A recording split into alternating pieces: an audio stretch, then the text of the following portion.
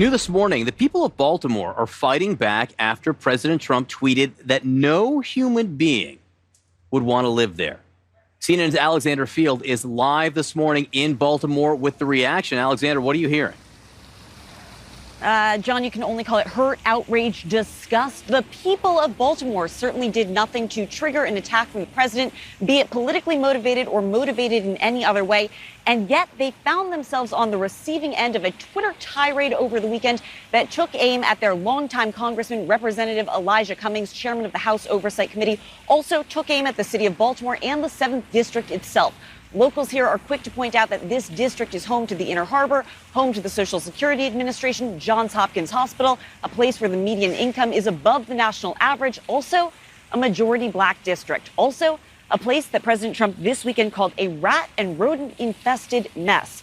The Baltimore Sun blasted the president with this blistering editorial, writing, "We would tell the most dishonest man to ever occupy the Oval Office that he's still not fooling most Americans into believing he's even slightly competent in his current post or that he possesses a scintilla of integrity. Better to have some vermin living in your neighborhood than to be one." Local officials spoke out quickly, saying that they would not ignore the president's words, that the problems that this district does face would only be solved with the help of the federal government. As for Representative Cummings, whose oversight committee has launched several investigations into the Trump administration, well, he responded over the weekend with just a single tweet saying it's his constitutional duty to conduct oversight of the executive branch, but that it is his moral duty to fight for his constituents. John, Allison, he's leaving it with that. All right, Alexander Field for us in Baltimore, which I will note is in the United States of America. Last time I checked. And Donald Trump is the president of the United States of America. Joining us now is April Ryan, CNN political analyst and White House correspondent for American Urban Radio Networks. Also joining us, CNN political commentators, former Michigan Governor Jennifer Granholm, Joe Lockhart, former Clinton White House press secretary, and Karen Finney, former senior spokesperson for Hillary for America. April, I want to start with you because this morning I think it is worthy of note. I'm not going to read the tweets, but the president is tweeting more about Elijah Cummings. He's tweeting more about prominent African Americans. He is leaning into this despite the criticism we just heard from Baltimore and despite the controversy we heard over the weekend. This is a choice he's making this morning. Why? It's a choice he's making because he wants to get a certain part of America to vote for him. He wants to show a certain part of America that he's with them. You know, he says he's not a racist, but the racists believe he's a racist. And for someone like me, proud Baltimorean, born in Baltimore, still call that area home, it hurts. It hurts because that's a city, an area that has so many different types of people. It's a community of love and of survival and overcoming. It's a community that's been hurt over and over again, but still we rise, like Maya Angelou says.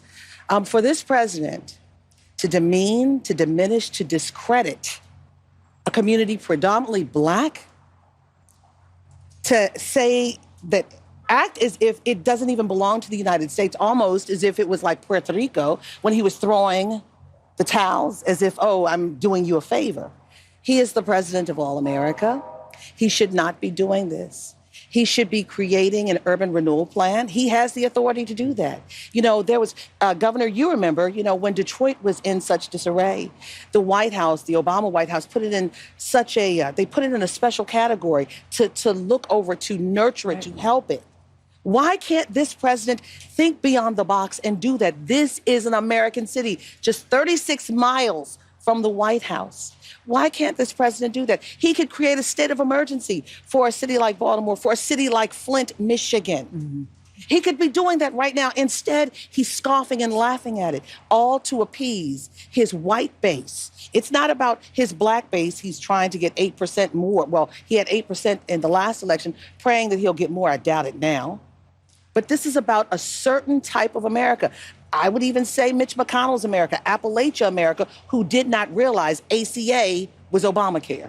You know, Governor, where are the Republicans? Where are the Republican colleagues of Elijah Cummings who have worked with him? Where is Congressman Mark Meadows, who would have us believe that Elijah Cummings is a dear friend of his. So this morning, as the president is personally going after Elijah Cummings, and Elijah Cummings, who in February, we remember, publicly went to bat for Mark Meadows when there was an implication that Mark Meadows had done something racist, Elijah Cummings, unprompted, stood up for him. Let's remind people of what Elijah Cummings did in February.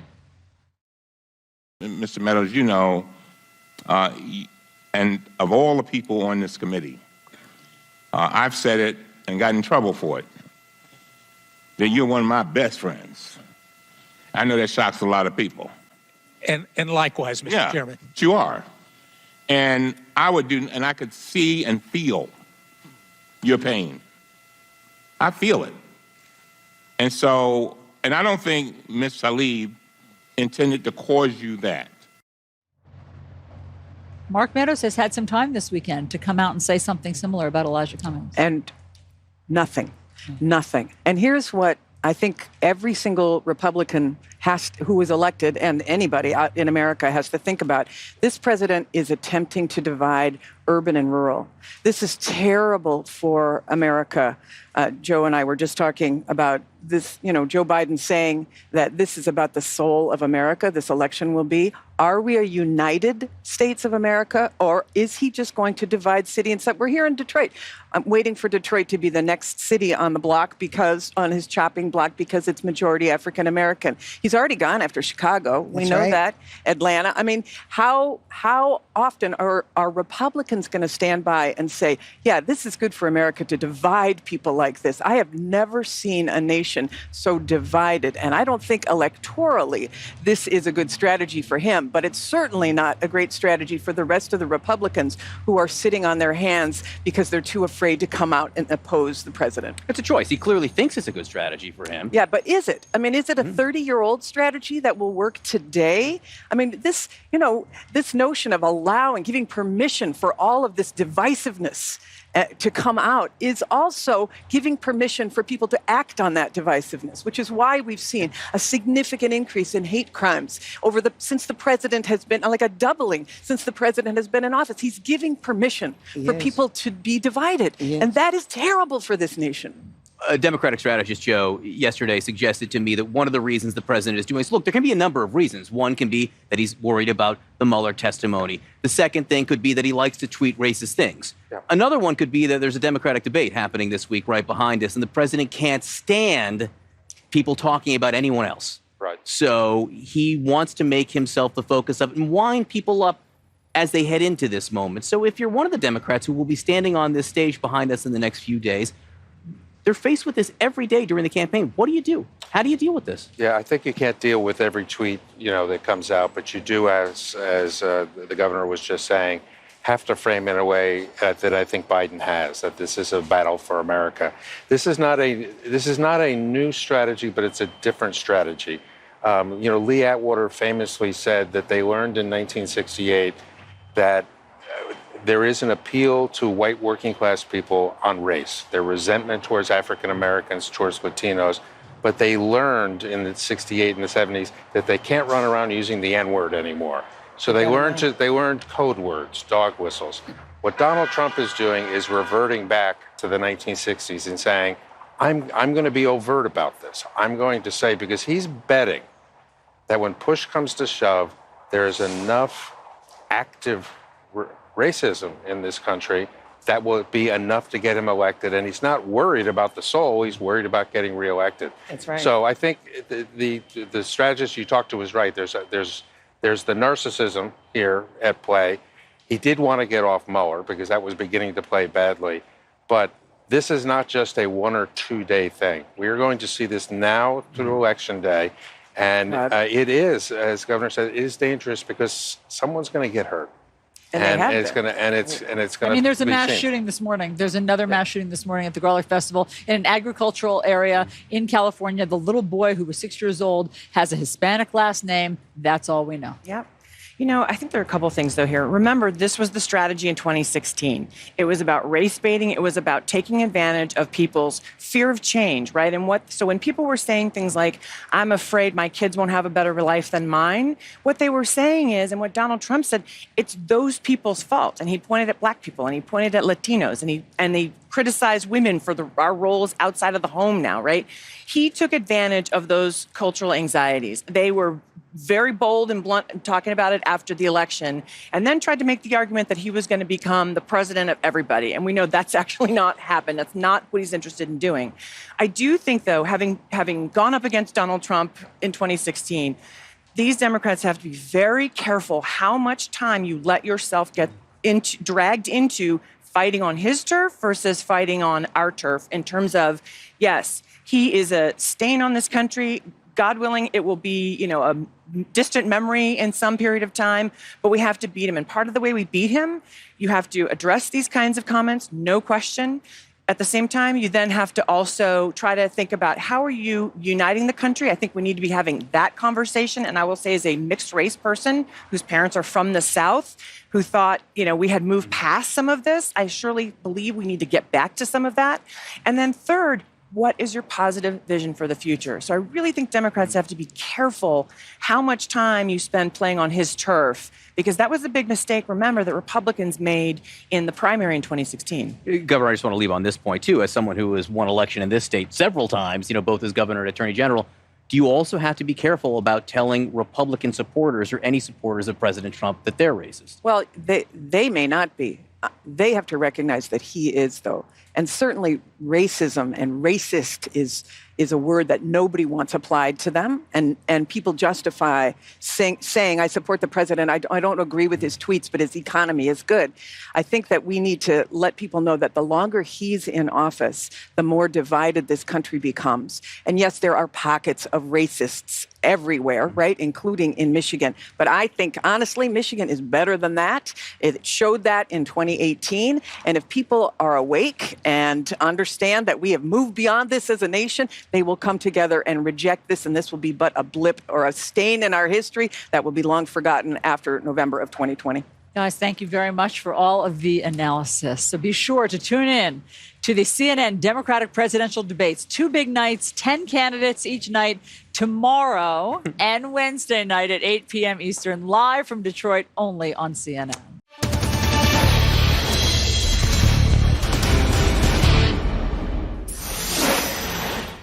All right, we are all in Detroit for the next round of the Democratic primary debates. They begin tomorrow, and the stakes are incredibly high.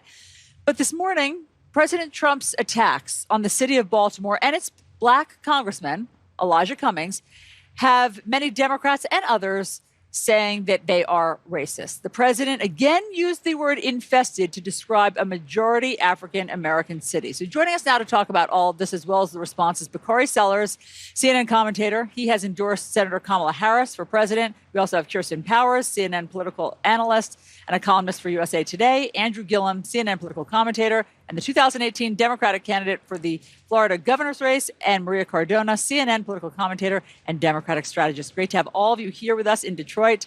So, Bakari, your thoughts on the president doing everything that he said about Elijah Cummings, about Baltimore, about it being disgusting, and again, rat infested. He used the word infested. What do you make of all of that? Well, I actually think the words of our colleague Victor Blackwell this past weekend spoke loudly to not only me, but the rest of the country about individuals who are from Baltimore, who grew up in Baltimore, who are hardworking American citizens. And just because they live in Elijah Cummings' district does not mean they're any less American. The president of the United States is racist. And I know for a very long period of time, we were simply using phrases like he uses racism as political currency, or he's just using racism to divide people. But I think it's fair to say now that the president of the United States is racist, period. Now, what we have to ask ourselves is, when is the rest of the Republican Party, when are individuals going to stand up and call this for what it is? Baltimore has its challenges like many major cities in the United States of America, but to only look at black and brown communities. What if Barack Obama found a majority white former coal town and said, this is a opioid-filled white, this, that, or the third? I mean, it would be complete outrage. And so I am This is not for me and Andrew to call out. This is for white evangelical men. This is for the white Republicans who were there to stand up and say that enough is enough. Where are they, Kirsten? Where are those people? Well, they're this afraid morning? of Trump, so they're not going to say anything. I mean, that's the bottom line. And honestly, I think this is the view of a lot of people who don't live in big cities. They don't understand. Like, I lived in Baltimore for a year. It's an amazing city. It's also a city in need of a lot of help. And it's not that far from Washington, D.C. And guess what, Donald Trump, you're the president of that city, too. That's right. It's like you're putting it all on Elijah Cummings. You know, what is one congressman supposed to do about what's going on in this extremely neglected city? And so I think, you know, that's what the president is showing. It's like he's acting like this city doesn't belong to him, or that he's not somehow responsible for it when he lives about 45 minutes away from it. Bakari, I'm sorry, but Bakari asked a really important question here, and I think it's even broader than that. You said it's not just for African Americans, for you and for Mayor Gillum here to comment on it. It's for Republicans. It's for all Americans. Yeah. What are Americans supposed to do with this on a Monday morning when it's no longer an unusual Monday morning? Yeah. Where the president says things about African Americans or says things about these cities. What does one do with it, Mayor? Well, I mean, I'll tell you, first of all, I think the point that this is his city as well. He is the president of all of these United States. During my campaign for governor in Florida, the president tweeted out that I was the mayor of the most dangerous city in America. In spite of the fact that I was mayor of a city that's almost 70% white, that I just happened to be a black mayor of that city, but I also was experiencing a 20-year low in violent crime in my city. But it had nothing to do with the facts. It had to do with what I look like and the fact that he wanted to parrot to the rest of the country that people who look like me can't clearly preside over a city that is actually running well and doing well. And we do need to hear the voices of regular, everyday Americans, including Republicans, that say, Mr. President, you're the president of all of us. And guess what? If Baltimore is suffering, then that means that's a community inside of your country that's suffering, and you have a responsibility to do something about it. On that note, where is Congressman Mark Meadows? Remember when Elijah Cummings stuck up for Mark Meadows after there was a suggestion that Mark Meadows was racist? Well, this weekend, President Trump called Elijah Cummings racist. Let me just remind people of how Elijah Cummings went to bat for Congressman Mark Meadows when the shoe was on the other foot. Watch this. I think she said that she was not calling you a racist. And I thought that we could clarify that. Because you, Mr. Meadows, you know, and of all the people on this committee, I've said it and got in trouble for it, that you're one of my best friends. I know that shocks a lot of people. And likewise, Mr. Chairman. You are. And I could see and feel your pain. I feel it. And so, and I don't think Ms. Tlaib intended to cause you that. That was unnecessary. He didn't have to go to bat for Mark Meadows. And now TikTok. Yeah, where is the defense of Elijah Cummings? You know, the silence is deafening. And I think what's more troubling about this, you know, we're talking about this one instance, but this is a pattern by this president, right? This is on the heels of the horrible racist attacks that he shot out at the 4 congresswomen of color. And look, this is nothing new. Communities of color have been feeling this from the moment the president came down that escalator and called Mexicans rapists and criminals, right? As a Latina, ever since the president became president, I have been asked to go back to where I come from. And this is something that I think the majority of Americans do need to stand up for it, right? We know as people from communities of color that our communities live in fear. They live in a state of marginalization. They don't believe this president represents them or wants to represent them in any way. That is a dangerous feeling to have today in the United States of America. But to the political side of this, just for a moment, the president has decided that his path to victory is by basically dividing Americans. I mean, if he thought for a moment that he could increase his chances of re-election by bringing us together, he'd do it. I think if he felt like that was the way to go. But he's made the decision, and I think it's important amongst people who voted for him, who reject racism, who reject xenophobia and sexism, to stand up and say, you know what, there are things that are more important than how the stock market did yesterday, and that is who we are as American citizens, all of the higher aspirational goals that we aspire to, that Donald Trump does not represent that. We saw that in 2018. Let me tell you, there are going to be 20 Democratic candidates for president standing behind us on two separate nights, tomorrow night and Wednesday night. I'm curious, Bakari and Kirsten, if you can weigh in on this, what you think they should do, right? Because there's a discussion. Do we spend our time on the campaign trail calling the president a racist and being the referee for every time he says things that are offensive to the American people, or do we lay out our health care plan? Well, I don't think it's an and/or thing. I think you have to do both. Well, yeah, it's an and thing. You don't have to do one or the other, because you have to call it for what it is. And if you think that just love and being passive is going to beat Donald Trump when you have a general election, then you just got a whole nother thing coming. I think that you have to be willing to fight with Donald Trump, and it's not just fighting another human being. It's not fighting a man. It's actually fighting for something. It's fighting for what you believe in. And this is when I'll still align for Joe Biden, because this is actually correct. We're fighting for the soul of our country. Yeah. And, my Republican colleagues always want to talk about identity politics. Well, this race is about identity. This race is about what we want our country to be. And it's been a referendum. It will be a referendum on the last 4 years. And so I think that most people are looking for a fighter first, and someone who can fight but still yet articulate their vision for a successful and prosperous future. And you think you predict that you'll hear that in very strong terms from 10 people tonight? Kirsten. Tomorrow. No, I mean, tomorrow. Is it tomorrow? I was like, wait a minute. Are we debating tonight? Wow. Thank you. But tune in tonight. I think one of the problems, though, with calling him a racist is I think it just sort of feeds into actually what he wants. I think he wants this fight. And I think, and basically telling people who support him, you voted for a racist. I think it would be better to appeal to their higher angels, is to basically say, like, you're better than this. And we're not the ones that are saying you're racist. Donald Trump is. That's right. Because Donald Trump has created a strategy that assumes that you're racist. That's right.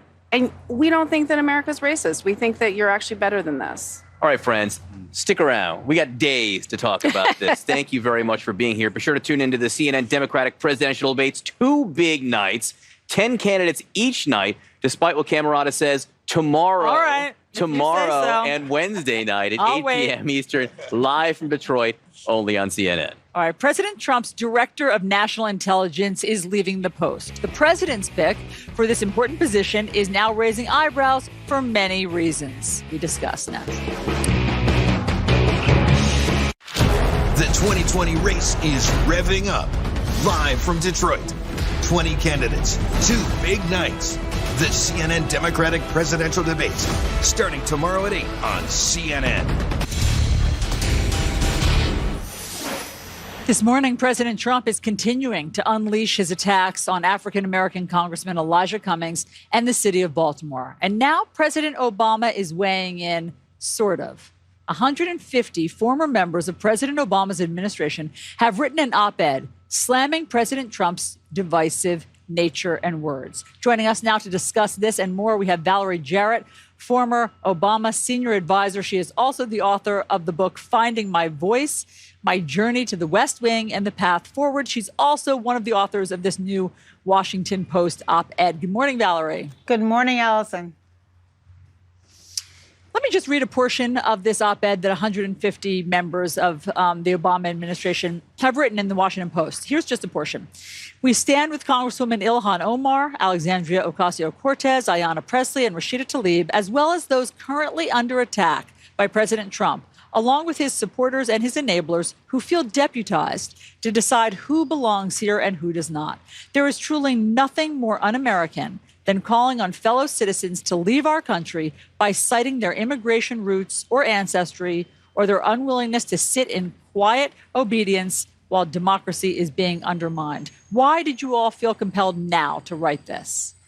Well, I think, Allison, it's really the culmination of a lot of the rhetoric and policies that we've seen from this administration that are intended to divide us, that are intended to make us feel separate and diminish us. And I think this act of saying go back struck such a chord with us because if you put it in the context, we've for so long been told that we should go back, that we don't belong, that we're different, that we're other. And the birther conspiracy that President Trump led before President Obama even took office, the rhetoric towards President Obama while he was in office that we had a front seat to as serving in his administration, and the acts that we've seen as recently as this weekend directed at Congressman Cummings, like an extraordinary public figure whose responsibility is accountability. And I think the attacks against the elected representatives, these women of color, all are intended to silence us in obedience. And what we said in this letter is we're not going to be sitting idly by. We're Americans, we're patriotic, we love our country. And one of the important ways that you demonstrate that love is by speaking up when you see behavior that you think is divisive and destructive to our country. And that's what we've been observing during the course of President Trump's time in office and before.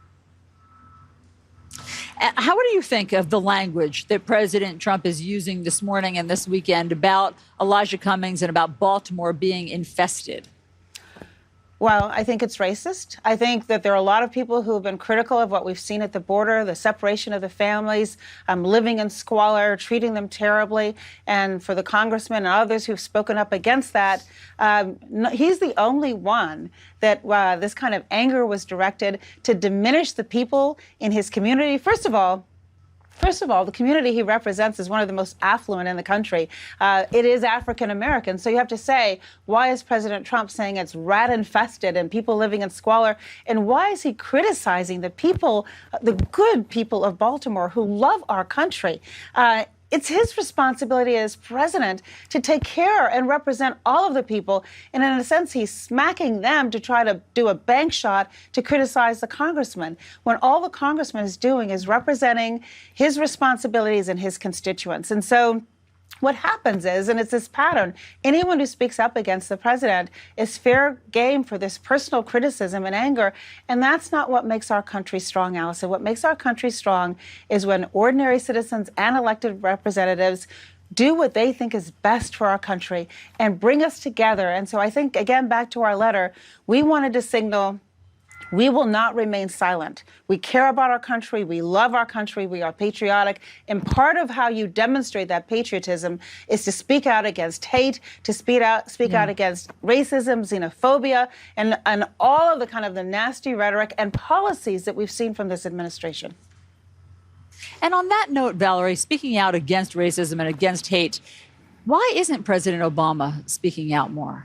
Well, he'd have to speak out every single day, wouldn't he? I mean, every single day we've seen from this administration this kind of rhetoric. And so what he did in his tweet is to lift up our voices. And before he left office, his message to America is, look, our country's only going to be as good as we, the people, the citizens, the most powerful office of all, demand that it be.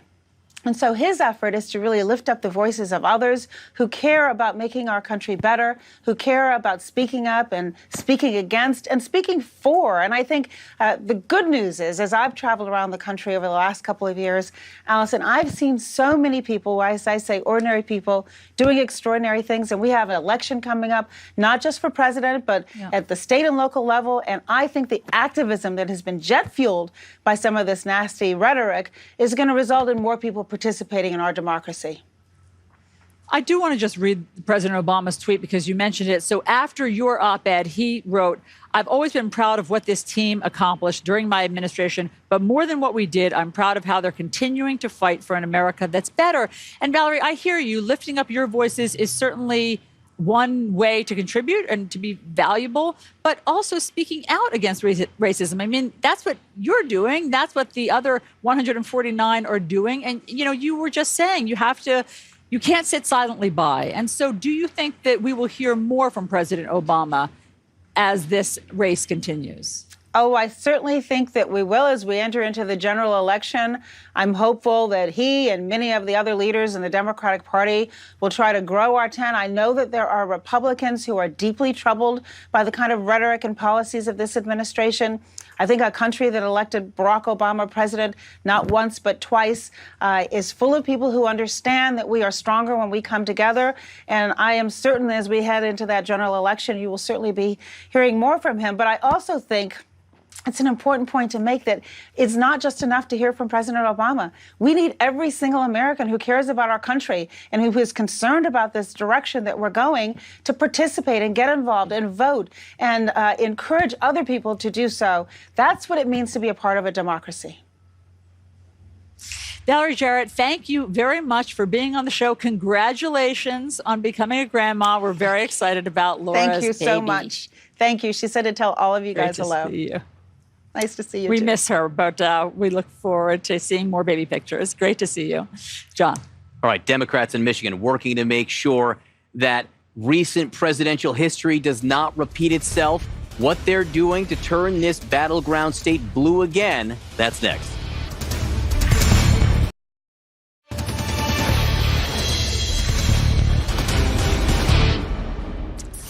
All right, we are in Detroit for the CNN Democratic debates. They begin tomorrow night. Of course, the stakes are incredibly high. But this morning, we turn our attention to President Trump and his continuing racially charged attacks. The president, again, using the word infested to describe a majority African-American city. Joining us now to talk about all of this, we have David Gergen, CNN senior political analyst and former advisor to Presidents Nixon, Ford, Reagan, and Clinton. Is that all? Nia Malika Henderson, CNN senior political reporter. David Axelrod, CNN political commentator and host of the Axe Files. And Angela Rye, CNN political commentator and former executive director of the Congressional Black Caucus. Great to have all of you. The president is continuing to tweet this morning about Baltimore and about Congressman Elijah Cummings. Angela, isn't the president of the United States the president of all the cities in the United States, or only the ones he likes? I am so... Rhetorical question. Well, it's sort of rhetorical, but it isn't. That he thinks that he couldn't do anything about Baltimore. If he thinks Baltimore is so bad, he thinks he's powerless to do anything in Baltimore? No, I think that he thrives more on sowing seeds of discord, as he's done long before he was ever running for office. And I think those are just the facts. What we've seen is that the president in some way experienced some carnal benefit to attacking people of color. Last week, he started with the squad. This week, it's Congressman Elijah Cummings who has done a yeoman's task at just really helping us to understand all of the responsibilities at bay for him to be the chairman of the Oversight and Government Reform Committee. I think the other thing that's disgusting is now it's gone beyond Congressman Cummings, but now he's also attacking Reverend Al Sharpton. So it's like anybody that has a base of support from African-American people, you now have a target on your back, and it's dangerous. It's dangerous. And I think the big picture here is it's not just about Baltimore. No. It wasn't just about the 4 Democratic members of Congress, and it's not just about Elijah Cummings. It's about a larger choice the president has made, David, to send a message and to govern and run in a certain way. Yes, I mean, I think he's fully cast his lot with polarization, with making these racist appeals. He thinks this is the ticket to getting reelected. And, you know, he was told in the last campaign, don't do those things. It'll jeopardize yourself. And he won. And I'm sure he's sitting there thinking, I'm going to do things the way I want to do things instead of what these geniuses tell me to do. And I think we're going to get a steady diet of it. The question is, at what point do people say, this is exhausting? That we cannot wake up every single day with a president of the United States who divides the country on purpose and who inflames with tweets and tantrums and starts gratuitous fights. And I think that's a potential political risk for him with that small segment of voters that still isn't sure. Is that what we'll hear, Nia Malika, tomorrow night from the debate stage? Will all 10 of them just say, this is exhausting? I mean, or will they be more specific? The question always is for Democrats, how much to dive into all of this stuff? Yeah, I think so, because in some ways, the president is laying a trap for Democrats. If you listen to anything Bannon has said about identity politics, talk about race and racism, they squarely feel like it basically benefits Donald Trump. And some of the data actually show it has 2 benefits, one of which is that it riles up and engages Trump's base, but it also, in some ways, at least around the edges, depresses the black vote too, because people just get so sort of fed up. David is talking about in some ways, but it's sort of a pox on both their houses. They're just exhausted by the whole system and become unengaged. Some of the focus groups I've heard people talk about, you see some of that come up with some of the African American voters, particularly younger African American voters. So I think if you're a Democrat, this is very challenging because it's destabilizing, right? We haven't had a president talk about race and talk about cities in this way and really just govern to a small segment. Obama, when asked often, if he, about black issues, for instance, would say, I'm not just the president of black Americans, I'm the president of all Americans. And I think if you're on that stage tomorrow, you've got to kind of turn away from the negativity and have a kind of big picture vision of this country and an inclusive vision for the country as well. There are people comparing him to George Wallace. Listen, I've been around this track for a long, long time, since the early 70s, and there's no one that he resembles more than George Wallace. And George Wallace was a complete racist. He believes in racism. It's a little unclear sometimes whether Donald Trump is just playing us and making racial comments in order to mobilize his base. But nonetheless, the way it comes out, the way it strikes people, is at the heart of our politics. We have someone who is actually a very, very strong candidate for re-election, who's playing the race card every day, every week that he can. And it destroys something. It destroys the fabric that holds us together as a people. I actually am surprised that it would drive down the black vote. I would think it would drive up the black vote. That people would be so angry and want to get out there and say, we can't deal with 4 more years of this. Well, I think the challenge that we have is that Donald Trump is bringing to the surface things that have been packed away, but not necessarily gone. Yeah. And so the reality of it is if you're talking about Russia hacking elections, whether or not we could really win if people turn out, that is what you're dealing with. People who already felt like they were never represented by this country's government and feeling systemically oppressed. That is the reality of it. I don't think that we should be apathetic and sit at home, but I can understand why that would be a challenge. But do you think it's likely to happen? I think it could, especially if, so for example, the party in which I vote for has not spoken to these issues in ways that are even satisfying to me. Right? It's like, oh, well, he hasn't done enough to even talk about impeachment. And I'm like, well, what's at stake? You have members of Congress, Maxine Waters, Ilhan Omar, Alexandria Ocasio, who are experiencing death threats. I'm trying to figure out what will it take, right? And if you're not satisfactorily addressing these issues because you live in a battleground state, I have a problem with that. It's not just black voters. I hear all the time from people. Yeah. Some people are energized, some are exhausted. It's a personal thing about how you receive this information. The political argument is there's a price for that exhaustion. There's a price for the sideshow of bitterness and racism, and that is you can't get anything done. You can't get anything done if you're being divided every day. And I think that there's a body of evidence that this is a good argument for Democrats, and because it has the virtue of being true. So Joe Biden entered the Democratic campaign on this issue. Yes. He staked his entire entry into the race around Charlottesville. So it does beg the question, when the candidates are here on the stage behind us tomorrow night and Wednesday night, how much do you focus on this, on the division that the president is sowing? How much do you focus on other things? Well, I think the president has sort of set the stage here, and I can't imagine that this isn't going to be part of the discussion. And if Biden has a smart strategy, I think he will try and reclaim that mantle and not get dragged down into side fights and minutia. There is a huge thing at stake. That's how John, you pointed out, that's how he started his campaign. He has to pick up the threads of that argument in the debate tomorrow night. This is a sidebar, Malika, but one irony of all of this attack this morning and over the weekend on Baltimore is that Baltimore happens to be the place where his top advisor and son-in-law, Jared Kushner, and his companies own 9,000 rental units. Wow. When ProPublica and the New York Times looked into it and did an investigation, they had 200 code violations for, wait for it, mice and maggots. His rental units are infested, Jared Kushner's, with mice and maggots. Yeah. And this, maybe at some point the president will have a sidebar conversation with Jared Kushner about the dilapidated state of some of these buildings that he's I'm sure that'll happen. Yeah. But it's also, Baltimore, I used to live in Baltimore. I worked for the Baltimore Sun. Some of the global effects that we've seen in some of these Midwestern cities, the same in Baltimore. This was was a proud city. Manufacturing was there, but it had been gutted by a lot of the things that Donald Trump likes to talk about, right? Tariffs and trade and working class. Black working class people are Can I there just too, point and one have thing been out? We lose all of these episodes because they come so rapidly. This is the same exact attack he launched at John Lewis. Yep. The same language, same attack, same lack of truth, because both those districts have median incomes above the national average.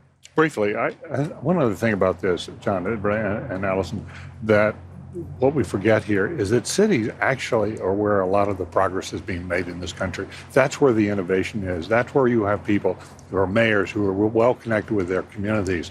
And to take on the cities in general, where so many people of color live, it just compiles not just the racism, but sort of misunderstanding what's going on in this country.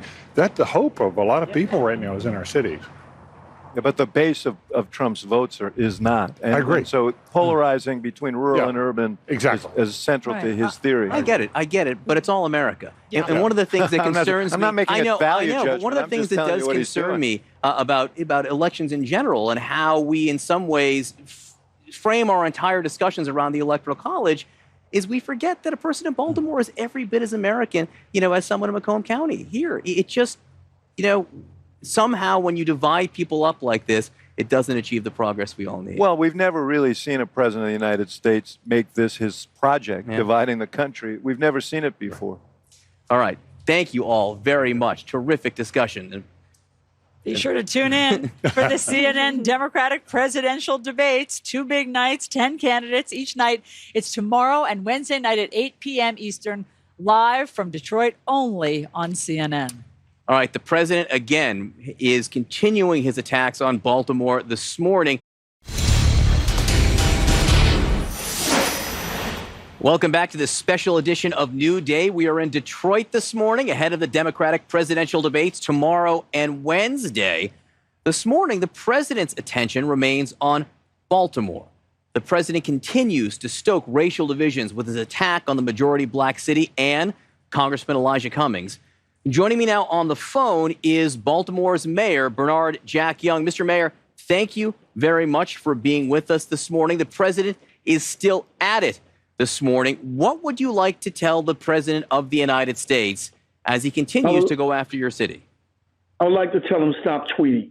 No president in the modern history of the office of the president have done any childish behavior like this president has exhibited. And if he really wants to, he needs to send us the federal assistance, not only to Baltimore, to cities around this country that are in the same situation that Baltimore is in, but he's so interested in childish tweets. Now, you've been mayor since May 2nd. Go ahead, Mayor. I mean, he's the most powerful man on the face of the earth as president of the United States of America. And this is below a president to do these kind of things. He should be uniting this country instead of racially dividing us. I mean, a president have never in my lifetime exhibit this type of behavior. He has alienated our allies around the country. I mean, what else is he going to do? The president claims, hang on, Mayor. The president claims he's talking about the conditions in the city of Baltimore. Let me ask you, you've been mayor since the beginning of May. Has he reached out to you once since you've been mayor there to talk about conditions? No, he has never reached out. And he had a pledge that he was going to do infrastructure. We're still waiting on that. We have an aging infrastructure in the city of Baltimore with an unfunded mandate by the EPA for us to correct it. And we have to constantly raise water rates on the poor people of the city of Baltimore. We're a poor city. Do we have, problems? Yeah, we have problems with crime and everything else, just like any other major city. Just like the city that his person, Mitch McConnell, represent, have these problems. So, given that he has not reached out to you, given that he has not reached out to you since you've been mayor and you began in that role at the beginning of May, do you think that these attacks are even really about your city or about something else? I think it's about dividing this country. If you look, he attacked 4 minority women and didn't even do the research to find out that 3 of them were born here, and 1 is a naturalized citizen now. And then he attacked one of the most powerful congressmen in the country, in Elijah Cummings, who have represented Baltimore well. I mean, here's a pattern now of attacking people of color. I mean, if you want to help us, help us. Don't talk about us. Send the resources that we need to rebuild America. He's talking about he want to make America great again. Then put the money in the cities that need it the most. And that way you can make America great again. But what he's doing is he's making America the laughing stock of the world. Our allies, he have alienated our allies. I mean, come on, no president have ever done anything like that. Our country is in turmoil under his leadership. Now, Baltimore does have its challenges. You would acknowledge that, correct? I said that. Yeah, we have our challenges, just like any major city in America. And it's because of the constant reduction in funding for cities like Baltimore. Have you heard from Chairman Cummings over the last couple of days? No, I have not. But, you know, I'm planning to call him. You know, I did put a call into him, wasn't able to reach him because I'm quite sure he's busy with his committee. But, you know, I normally talk to him at least once or twice a week. Now, there has been some criticism. The governor of Maryland, Larry Hogan, he came out and he suggested that, again, Baltimore has its challenges, but it is a wonderful city. Do you think the governor needs to come out more forcefully against the president? I think so. I think he, and I'm going to be honest with you, the governor has been a good partner with me in the city of Baltimore, but I would like him to be a little more forceful on President Trump and his attack on one of the largest cities in Maryland, and which he's the governor of. Yes. All right, Mayor. The mayor of Baltimore, Bernard Jack Young, on the phone with us this morning. We thank you for taking the time to join us. Thank you, sir. Allison. All right, John. So what do the Democratic candidates need to say and do to win over voters here in Michigan? Michigan Senator Debbie Stabenow joins us next with her suggestions. The CNN Democratic presidential debates. Sanders, Warren, Buttigieg, O'Rourke, Klobuchar, Hickenlooper, Ryan, Delaney, Williamson, Bullock, Biden, Harris, Booker, Yang, Castro, Gabbard, Gillibrand, Inslee, Bennett, de Blasio. 20 candidates, 2 big nights. The CNN Democratic presidential debates, live from Detroit, starting tomorrow at 8 on CNN.